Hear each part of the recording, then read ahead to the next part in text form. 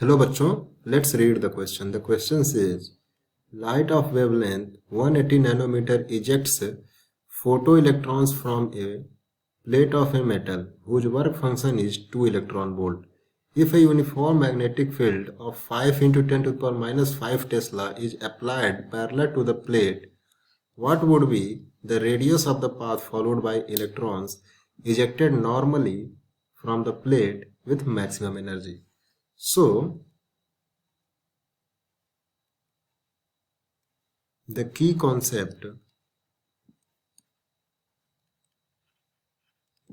of this question is photoelectric effect.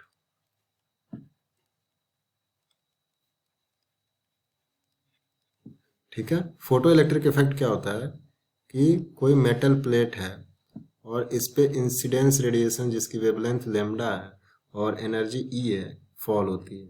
ठीक है, तो कुछ टाइम बाद से इस मेटल प्लेट से इलेक्ट्रॉन्स इमिट्स होने लगते हैं.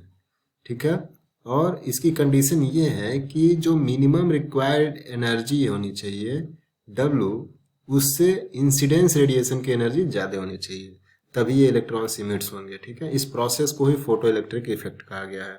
ठीक है, अब यहाँ पे देखते हैं क्या क्या गिवन है. तो लेमडा दिया हुआ है 180 नैनोमीटर.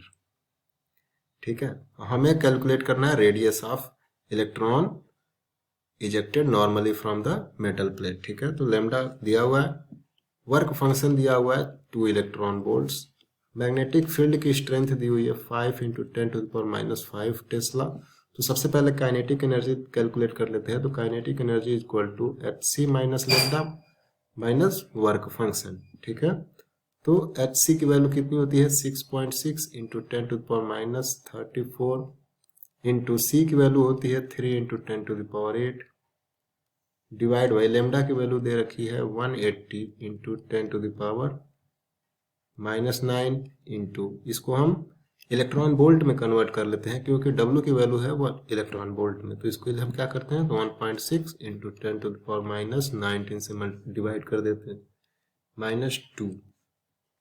तो यहाँ से काइनेटिक एनर्जी की वैल्यू आएगी 4.875 इलेक्ट्रॉन वोल्ट. ठीक है, अब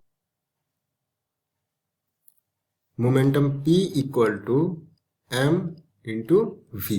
ठीक है, मास टाइम्स वेलोसिटी, और ये होता है अंडर रूट 2mk. ठीक है, mass 2 times mass times kinetic energy.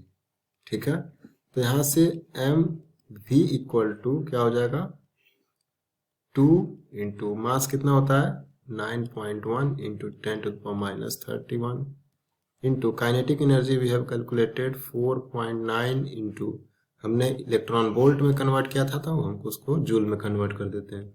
तो 1.6 into 10 to the power minus 19.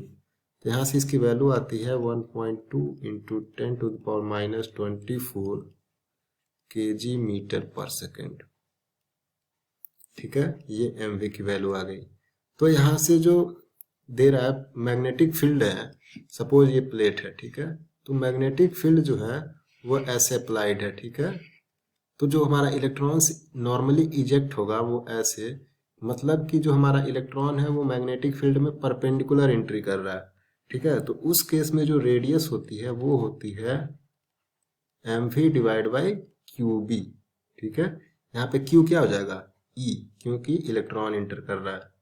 तो mv की वैल्यू हमने कैलकुलेट किया है 1.2 into 10 to the power minus 24 divide by q की वैल्यू कितनी होती है 1.6 into 10 to the power minus 19, और b की वैल्यू दे रखा है 5 into 10 to the power minus 5.